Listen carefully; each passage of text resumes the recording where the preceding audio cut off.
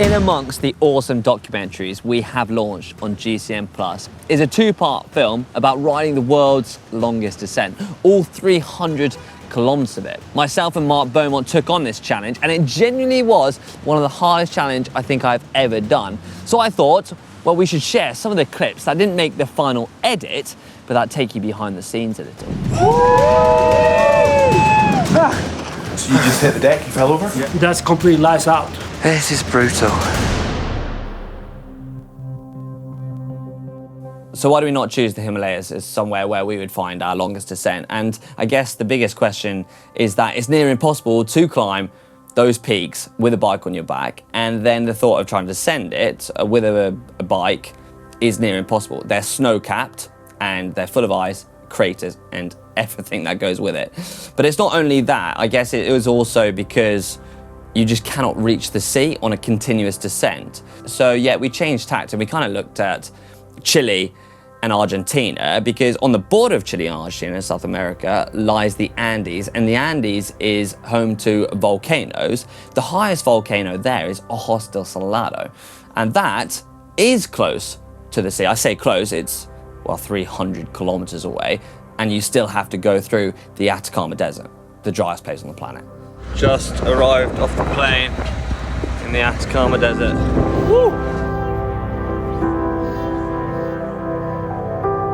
Ojos del Salado is, yes, the highest volcano in the world. It's just under 7,000 meters, so it lies at about 6,896 meters high. So yes, it was, the altitude was going to come into it, and it was going to be impossible to ride uphill at that altitude. You just don't have the oxygen. There's not, you can't expend that amount of exercise and work that hard at that altitude without being incredibly acclimatized. Right, we made it to Camp 2 at Laguna Verde. How are you feeling? I feel pretty good. We're up at about 4,500 meters now. We did the first bike and hike today. And felt all right? Yeah, I don't want to be too confident, but it was better than I feared it would be. So when it comes to altitude, you've got to go within yourself. You can't cycle using up too much energy. You've got to take it really slow. You've got to go at walking pace. And I guess walking pace is almost too fast. You kind of got to go at a grandpa's walking pace. Walk like a grandpa, summit like a kid. It's an alpha original. And it's not just, you know, riding to the top of a volcano and riding back. It's nowhere near as simple as that. It's got to be a lot of planning and a lot of processes that go into making your way up. And it's a slow process. So you do one day at 2,000 meters, then you go up to 4,000 meters, then you climb or walk to around 4,005, then you come back and sleep at 4,000. And it's that process that you've got to do. Mark just filling up water before he heads to Atacama camp, which sits at how high up? Well over 5,000 we're heading to now. 5,000. So yeah, it's like we've passed this level. You may proceed.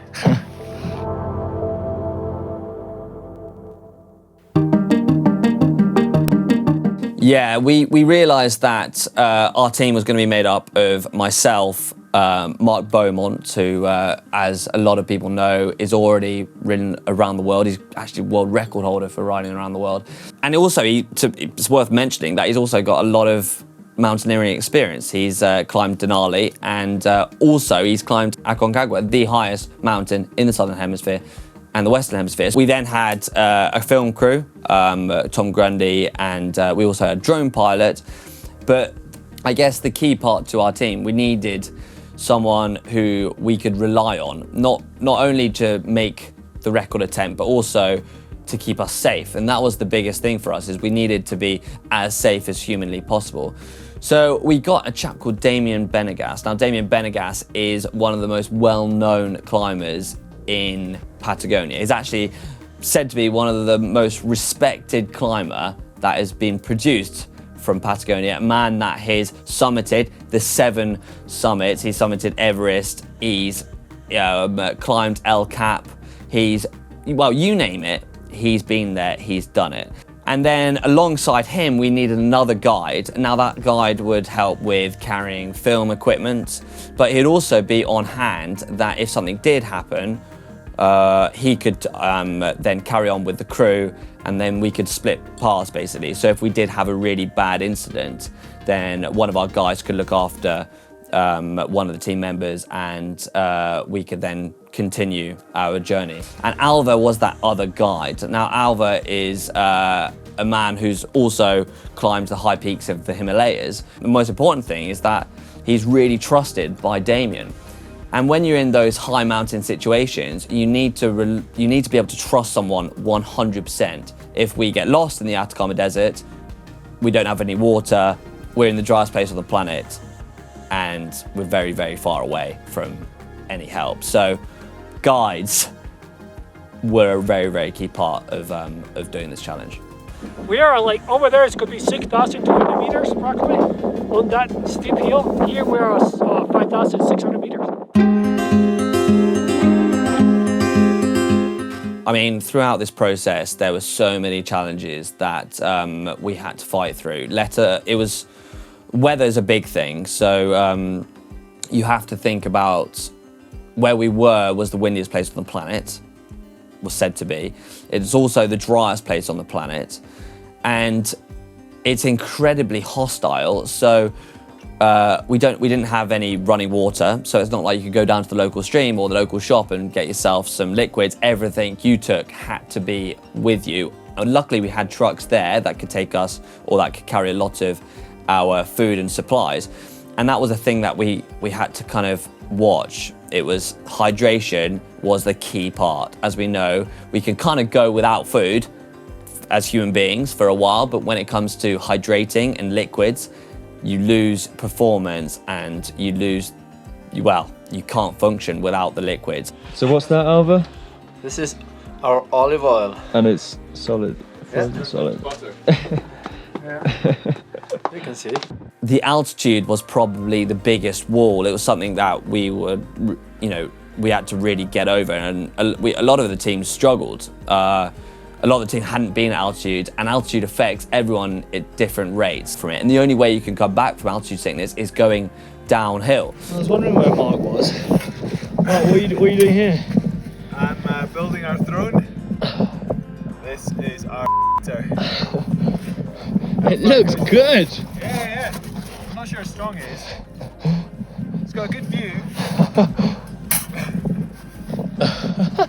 So I absolutely love a challenge, and the harder the better is my motto. And when it comes to this challenge, the start of the challenge was at a point where you're feeling most depleted. You've been on a mountain for over a week, you haven't slept, you've hardly eaten, and you're massively dehydrated. You're feeling ill.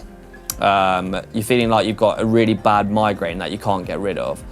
And then you're starting, one of the longest continuous bike rides that you've ever done, 300 kilometers.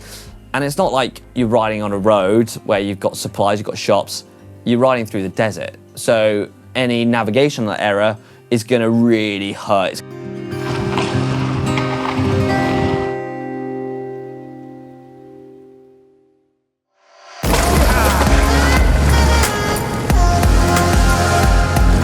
So how long did it take to recover once we were back? And it took a few weeks.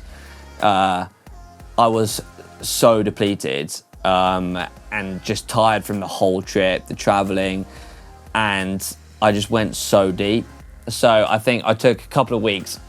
I think I took a couple of months off the bike and just kind of let it sink in. The sleep, I slept pretty well.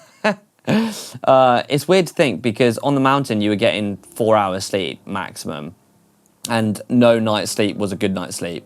But when you got to the sea level and you were breathing in all that fresh oxygen, you could genuinely sleep a lot better. I mean, the first time we got to a hotel and we had a shower after 10 days of not cleaning and not showering, and I didn't have Mark Beaumont sleeping next to me, who was absolutely snoring, of which I left my earplugs at the hotel, so that was a massive fail on my side. And also, to add, he wouldn't let me out the tent because, well, he didn't want me to use my pee bottle in the tent, which I totally understand, but it was blooming freezing outside. And so I didn't sleep much there. So when I got to the hotel, I slept like a log. Yeah, I slept for England. Slept for England. Why do I think you should watch this documentary? Because I feel this encompasses everything from the highs and the lows, the adventure, the travel, the scenery. This documentary has it all, and it's real. It's raw. You get to see how deep we have to go, and I implore you to watch it because I genuinely think you'll come for it and you're gonna get inspired and you're gonna want to do it. Maybe a challenge not on this magnitude, but something similar. And I guess one thing to mention is that any challenge that you do, that you take on, that you feel like you're not gonna make it, is just worth its weight in gold. And I guess we live for those challenges. I do especially. So yeah, make sure you watch it.